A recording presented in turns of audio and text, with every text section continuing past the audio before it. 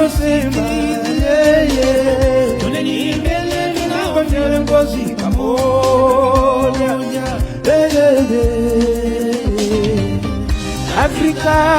Africities, Eleni tujiunge, Kisumu Pacho, Kisumu Dala. Well, from east to west, we have the power to rise.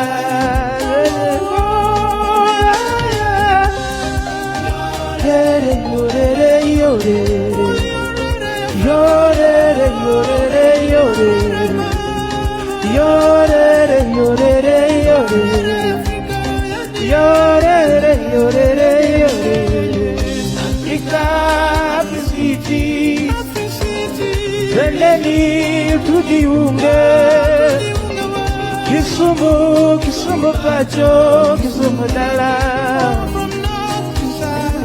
From east to west, we have cities.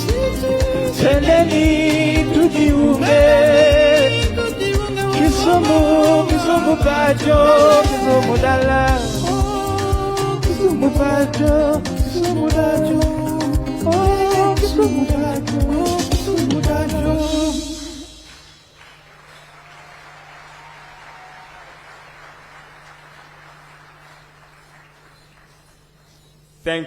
Thank you so much to our production team, the Permanent Presidential Music Commission, and the Kisumu County for that well-elaborate theme song. Let's applaud them with a more loud applause. Thank you. Your Excellency, allow me now to request we focus on the screens for video messages. I'll request that we play them back to back. We'll start with the Africities Ambassador Lupita Nyong'o, to be followed by United Nations Deputy Secretary General, Her Excellency Mrs. Amina Mohammed, and the U.S. Special President Envoy on Climate, John Kerry. The video messages.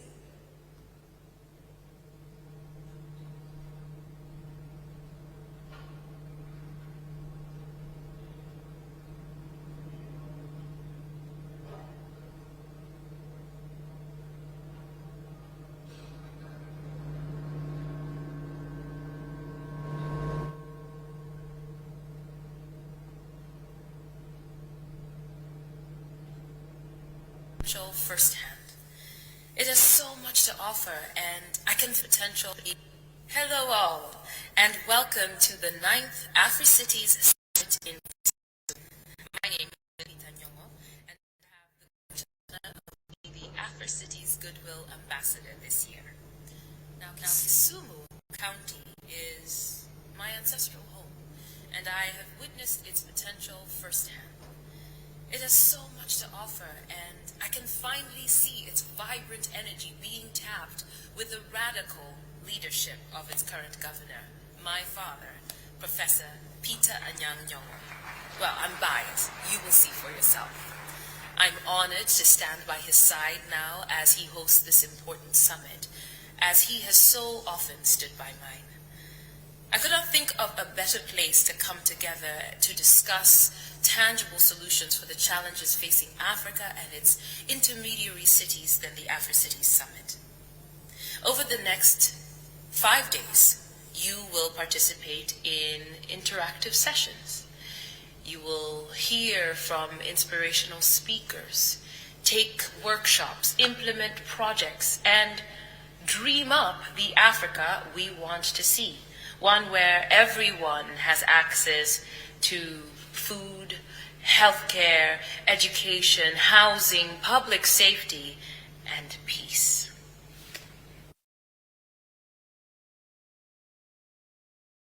On this journey with you from afar as we lay the groundwork for Africa's Renaissance. Now, let's begin. Your Excellency Uhuru Kenyatta, President of the Republic of Kenya, Your Excellency Macky Sall, President of the Republic of Senegal, Your Excellency Moussa Faki Mohammed, Chairperson of the African Union Commission, Your Excellency President Olusegun Obasanjo, Excellencies, friends and colleagues, it is my great honor to address the opening session of the Africities Summit. Thank you to the Government of Kenya, to the County of Kisumu, and the United Cities and Local Governments, Africa, for hosting this important summit in the wonderful city of Kisumu. We are meeting in challenging times, marked by multiple interlinked crises and a proliferation of conflicts. At the same time, the world is in the midst of key transitions, from energy to the digital world. Among the emerging trendy lines, urbanization is a defining megatrend of the 21st century. We need to take advantage of it. The recent review of the New Urban Agenda provides insights into what a bottom-up approach to sustainable development in Africa could look like. Recognizing the centrality of the New Urban Agenda to other global agendas, notably our efforts to combat climate change. Acknowledging that COVID-19 has deepened inequalities and elevated the importance of cities, and addressing the gaps in capacities and financing countries face to achieve the sustainable urbanization. Africa is projected to have the world's fastest growing urban population over the next 30 years. Cities are producing more than 60% of GDP in Africa, and the rapid trend of urbanization across the continent offers new opportunities to accelerate economic and social transformations. Equitable, inclusive, and prosperous cities need to harness the full potential and participation of all citizens, especially women and our youth. The power of community action, especially youth action, which is our most important and dynamic human resource, can make a difference. While large and megacities will continue to attract people, effectively harnessing urbanization processes hinges on intermediary cities like Kisumu. Indeed, these cities must be at the heart of national urban strategies. Health emergencies, the climate crises and conflicts are increasingly urban phenomena. Local governments in Africa must be provided with the means and the resources to confront these challenges and deliver on the Sustainable Development Goals. Successful implementation of the SDGs requires unprecedented ownership by local actors. Together with UCLG and other partners, the United Nations has launched a Local 2030 Coalition, a platform designed to support and accelerate SDG delivery at the local level. We invite all of you to join this effort.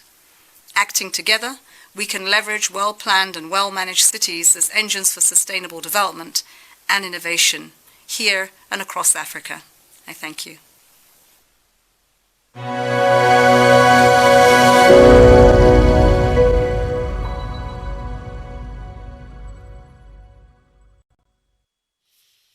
Hello, everyone, and thank you for the opportunity to share a few thoughts as you gather for this year's United Cities and Local Governments Africa Conference. To the presidents, mayors, and everyone else who has gathered for this meeting, thank you for your leadership and your dedication to this issue. It's fitting that you are all gathering some 6 months before Egypt will host COP27 in Sharm el-Sheikh, and that you'll focus the world's attention on the tremendous risks and opportunities ahead for Africa's growing cities of all sizes. I'm particularly grateful that you're shining a light on the role subnational actors can and frankly must play in the climate fight. Local leaders and community groups have always helped lead us forward on this issue, ever since I can remember being part of helping to organize the first Earth Day in 1970. And that is why, in the Paris Agreement, at COP26 in Glasgow and elsewhere, the world has recognized the critical role that you must continue to play in this fight. Here in Africa, you see the urgency of this moment. You're living it. You know the world is simply not moving fast enough to avoid the worst consequences of the climate crisis and to hold the global temperature rise within the 1.5 degree limit. We're simply not getting this job done globally in the way that we ought to be. And you also know that you and your citizens are all on the front lines of the crisis. 17 of the world's 20 most climate vulnerable countries can be found in Africa. And that's the case even though 48 nations in sub-Saharan Africa are responsible for only 0.55% of total emissions. The most recent IPCC report told us the climate crisis is already here. You already knew that. because you live through it. Extreme heat waves, devastating droughts, changing planting seasons, and more punishing storms. But here's the good news. The IPCC also told us that we still have time to secure a cleaner, healthier, safer planet for all of us. That work starts here in Africa, with the world's fastest growing populations and economies. Our climate crisis is also an opportunity to seize smarter growth and better jobs. Take adaptation as an example. Preparing people for this warmer world can save lives and livelihoods, but it's also just plain old common sense. Roads, bridges, and ports can only spur economic growth and reduce poverty next year if they are built to survive the storms of tomorrow. Critical efforts are already underway in Africa, from Rwandan farmers using more accurate forecasting to Tunisian ports preparing for rising seas and flood risks. To support the adaptation work we have to engage in, at COP26, President Biden announced his President's Emergency Plan for Adaptation and Resilience. It's known as PREPARE. PREPARE brings together our diplomatic, development, and technical expertise to help more than 500 million people, including many millions in Africa, manage the impacts of the climate crisis by 2030. When it comes to finance, President Biden also pledged last year to quadruple U.S. international public climate finance.